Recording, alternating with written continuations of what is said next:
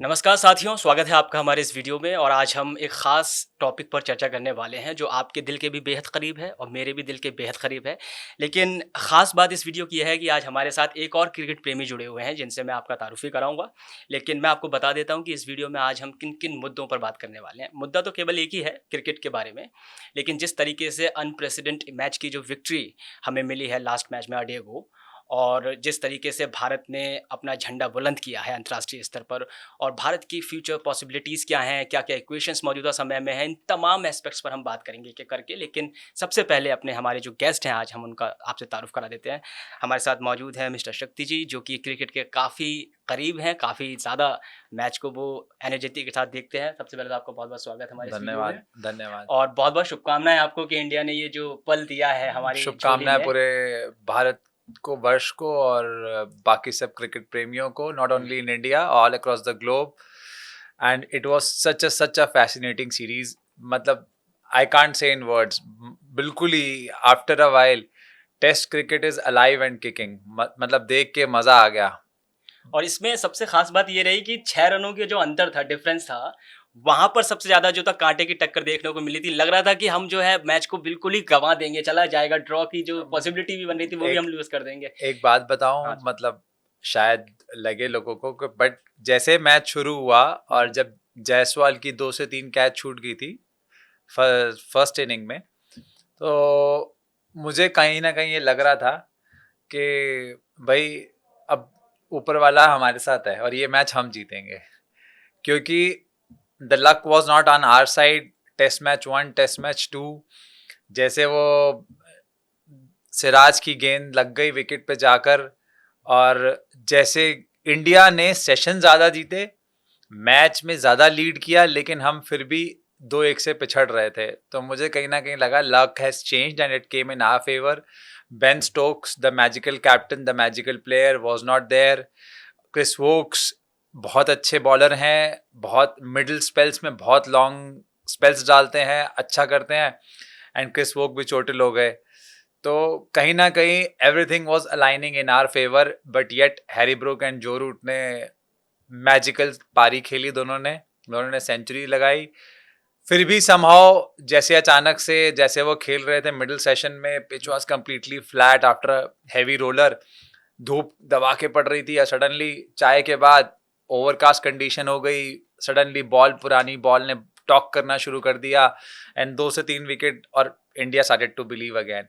और एकदम से बारिश भी आ गई, अगला दिन ओवरकास्ट। फिर अगर उस दिन हैवी रोलर के बाद धूप निकल आती, 35 रन ही थे तो 2 से 3 ओवर का 4 विकेट चाहिए थे। तो शायद लक ने भी बहुत बड़ा फेवर किया, but shouldn't take the credit away from the young guys. Young players काफ़ी अच्छा किया उन्होंने, काफ़ी अच्छा अपना, they gave their heart out to this. और ये सालों के बाद मेरे ख्याल में पहली ऐसी सीरीज हुई है जिसमें एक सेशन में भी आप ये नहीं कह सके कि this team was having an upper hand. Underdog I mean लेकिन इसमें इसमें जैसा आपने सिराज का भी ज़िक्र किया, मैं वहाँ पर भी आपके पास आऊँगा। लेकिन ये जो मैच है क्योंकि आप देखिए शक्ति कि 2-1 महीने पहले तक हम जब कोई भी किसी भी फॉर्मेट के मैच की बात करें, ख़ास तौर से डोमेस्टिक में भी और इंटरनेशनल मैचेस पे भी, भारत का जो डोमिनेंस दिखता था, विराट कोहली का नाम उसमें आता था, अश्विन का नाम उसमें आता था, जसप्रीत बुमराह का भी नाम उसमें आता था। लेकिन ये जो विक्ट्री है, ये अपने आप में बड़ी हाइलाइट हुई है क्योंकि भारतीय जो दिग्गज हैं, जो क्रीज़ पर मौजूद जिनकी मौजूदगी से ही मनोबल पूरी टीम का मजबूत रहता था, वो इस बार नदारद थे, उनकी एब्सेंस में ये जीत हासिल हुई है। और अंतर भी देखिए लास्ट जब मैच हुआ था साउथ अफ्रीका के साथ, if I am not mistaken 12 run का शायद अंतर था और ये 6 रन का अंतर, बहुत करीबी जीत इसको मैं कहूँगा। Transitions are always difficult. Transitions हमेशा डिफिकल्ट होते हैं, and no denying the fact. And also अगर आप एक चीज नोटिस करेंगे कि Siraj suddenly becomes a very big bowler when Bumrah is not there. Bumrah के शेडो में सिराज एक बड़े एवरेज से बॉलर लगते हैं। दोनों मैच जो इंडिया ने जीते वो बुमराह के एब्सेंस में जीते, और दोनों में सिराज ने मैजिकल स्पेल्स डाले। So he become suddenly a big big leader, big boy with a big heart. 1,000 बॉलें डाली हैं उन्होंने इसमें, पूरे दिस सीरीज में, विच इज मैग्निफिसेंट। बहुत बहुत बहुत बॉलिंग करी है उन्होंने, बहुत ज्यादा। जसप्रीत बुमराह के बारे में ना एक yellow journalism I would say this term because एक बहुत ही कॉमन सी एक बात जो है I would say rumour more than it कि वो वहाँ पर ये चलती है कि जसप्रीत बुमराह जब भी टीम में होते हैं, हालाँकि बहुत अच्छे बॉलर हैं, मैं आपसे इस पे क्लैरिटी लेना चाहता हूँ, just because you are the fan as well, कि जसप्रीत बुमराह जब भी भारतीय टीम के साथ खेलते हैं तो जो मैच अमूमन ये सुनने में आता है कि वो 30% ही रेशियो है लमसम जीत का, वो और एक्चुअली जब वो टीम में पता नहीं नहीं, होते I don't know, may be क्या है कि जो कैप्टन हैं वो बहुत ज्यादा कंप्लेसेंट हो जाते हैं कि कोई सिचुएशन होगी जस्सी संभाल लेगा, जसप्रीत बुमराह, जबकि Virat Kohli, Jasprit Bumrah, Rohit Sharma, individuals never make you win, series is always a team effort. आपको एक इंडिविजुअल एक सेशन जरूर जिता सकता है, बट एक टेस्ट मैच नहीं और एक सीरीज नहीं। इसी बात पे मैं काउंटर भी लूंगा सिराज का, लेकिन मैं उस पर आने से पहले ये जानना चाहता हूँ कि कैप्टन से हम शुरुआत करते हैं अपने आगे जो हम सेशन में जा रहे हैं वीडियो में। देखा ये गया इस सीरीज में कि हम बार बार टॉस हारते रहे। हम इंडिया आई थिंक 15 या 14 टॉस लगातार हारा है टेस्ट मैचेस में, विच इज अ रिकॉर्ड। और इसके ऑड्स अगर आप स्टैटिस्टिक्स के हिसाब से देखें, ऑड्स के हिसाब से देखें तो 40,000 में एक है। तो सोचो कि 40,000 बार आप कॉइन फ्लिप कर रहे हो, तो एक बार ही होगा कि ऐसा लगातार 15 हारो। तो नहीं, मेरा क्वेश्चन ये आम जनता के लिए भी मैं समझना चाहता हूँ, खुद की अपनी समझ को दुरुस्त करने के लिए भी, कि टॉस से ही मैच स्टार्ट होता है, कितना बड़ा फैक्टर होता है? क्योंकि कई बार बहुत बड़ा फैक्टर है, बहुत बड़ा फैक्टर होता है। अगर ओवरकास्ट कंडीशन है, ग्रीन पिच है, तो आप चाहेंगे कि आप पहले बॉलिंग करें, एडवांटेज लें, ठीक है। अगर पिचेस फ्लैट तो आप चाहेंगे कि जी पहले अपना रन खड़ा करके, स्कोर खड़ा करके, और फिर क्या है कि आप इतना मॉन्यूमेंटल स्कोर खड़ा कर दें, दूसरी टीम उससे अपने आप बॉनी लगने लगती है। बिसाइड्स 5 दिन एक ही पिच पे खेलना और 90 ओवर सुबह शाम, उस पे रोलर भी चल रहा है, तो पिच आखिरी दिन, तीसरे चौथे दिन क्रैक भी पड़ती है। ऑल दीज फैक्टर्स, आप रेड सॉइल पे खेल रहे हो, आप ग्रीन टॉप पे खेल रहे हो, आप हार्ड पे खेल रहे हो, बहुत बहुत फैक्टर मैटर करते हैं।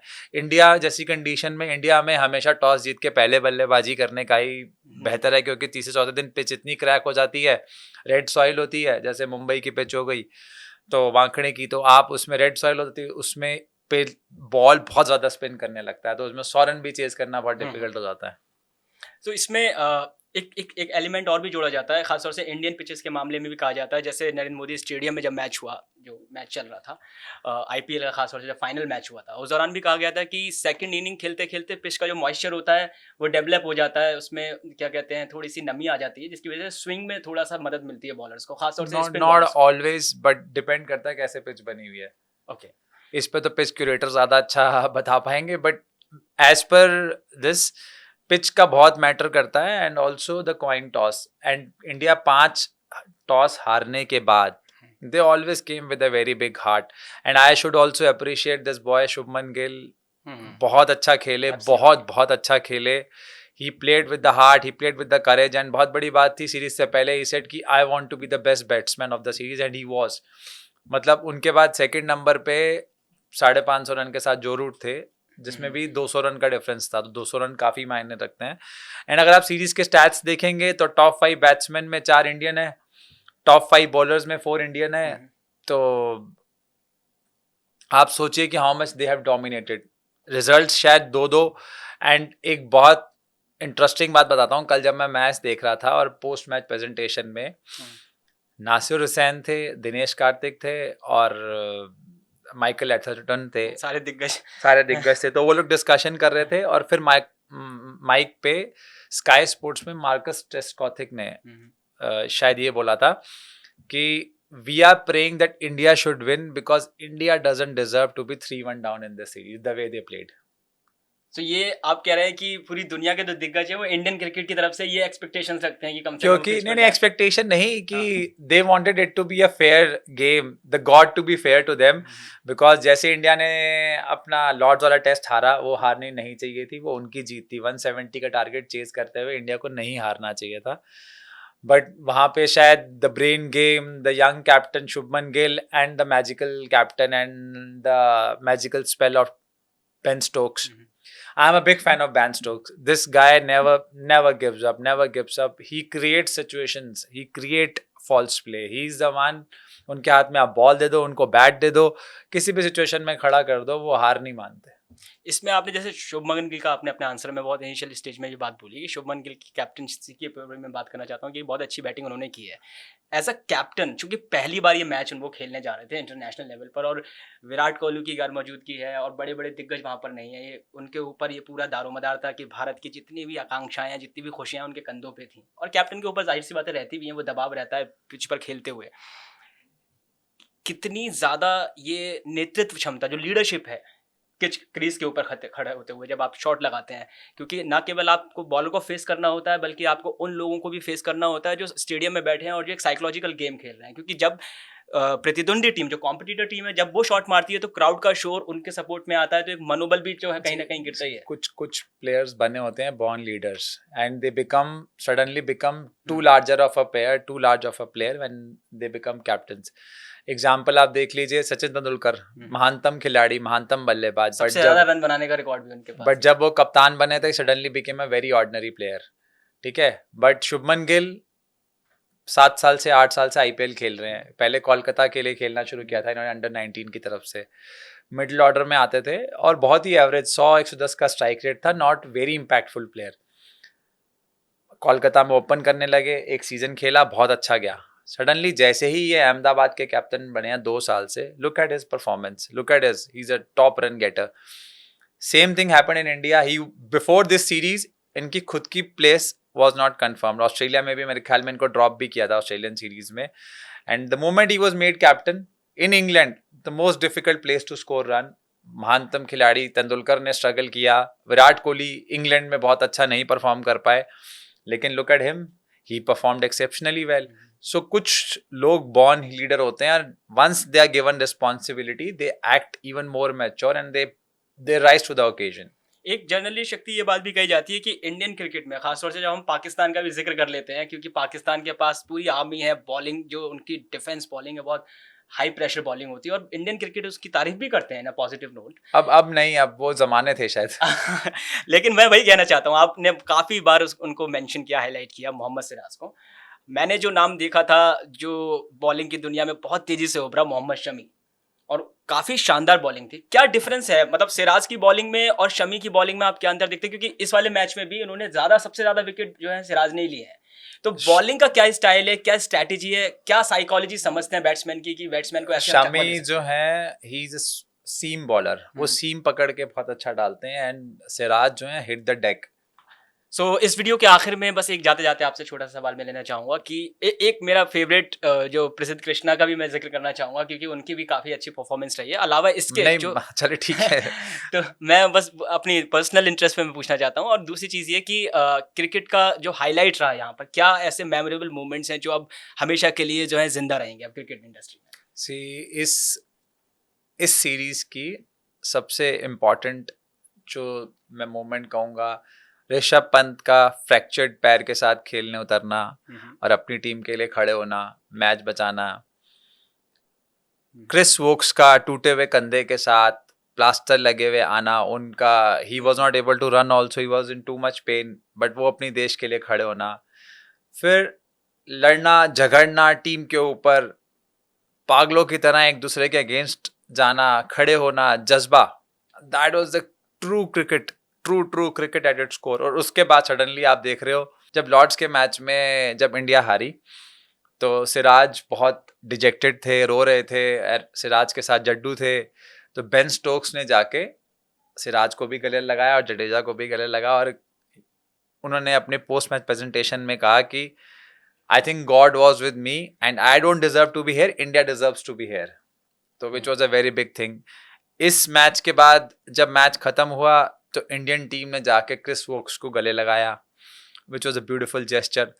So the rivalry was as fierce as it could be on the pitch, but outside the pitch, they were like best of friends. So that's how the sport should be, with its all glory and रही बात है series की, मैं नहीं, मेरे ख्याल में सारे दिग्गज और पूरी दुनिया कह रही है कि सालों के बाद, सदियों के बाद इतनी टफ सीरीज, इतना एक्सट्रीम कंपटीशन एंड इतना थ्रिल टेस्ट मैचेस में नहीं देखा। एब्सोल्युटली। और जाते जाते बस एक सप्लीमेंट्री क्वेश्चन मैं आपसे लेना चाहता हूँ कि जो वर्ल्ड टेस्ट चैंपियनशिप होगी 2027 में, इंडिया की क्या पॉसिबिलिटीज हैं, इंडिया कितना उसमें तैयारी के साथ उतरेगी, कुछ चेंजेस आपको नजर आएंगे या टीम ऐसी है जैसे अब तो इंडिया बहुत बहुत, क्योंकि सी ट्रांजिशंस आर ऑलवेज डिफिकल्ट, और अब ये गौतम गंभीर की टीम है, यंगस्टर्स की टीम है, सो जीत भी उनकी और हार भी उनकी, so they will take it. And I guess अब इंडिया को होम सीजन खेलना है, वेस्ट इंडीज आ रही है भारत के दौरे पे, तो which should be a easy 3-0 for India, and ideally they should. And then उसके बाद साउथ अफ्रीका ने आना है 2 मैचेस के लिए, और उसके बाद इंडिया ट्रैवल करेगी, तो लेट्स सी। यकीनन आने वाला जो समय है वो भारतीय क्रिकेट के लिए एक सुनहरा पल जरूर लेकर आएगा, और अभी चल भी रहा है। और इस मैच में खास बात जो हमने देखी वो ये कि सुनील गावस्कर की जो लकी जैकेट थी उसका भी जिक्र हुआ, सोशल मीडिया पर काफ़ी वायरल हुए। और जो सुनील शेट्टी की जो मौजूदगी थी उसने इंडिया के जो क्रिकेट है ना केवल उसको, बल्कि जो भारत का कल्चर है और भारत का जो across the religion, across the globe जो प्रेम है उसको भी दिखाया। और सोशल मीडिया पर ये दोनों फैक्टर भी काफ़ी ज़्यादा वायरल रहे और डिस्कशन में रहे। इस वीडियो में फिलहाल इतना ही, और तमाम स्मार्ट एक्सप्लेनर्स के लिए आप हमारे साथ जुड़े रहिए।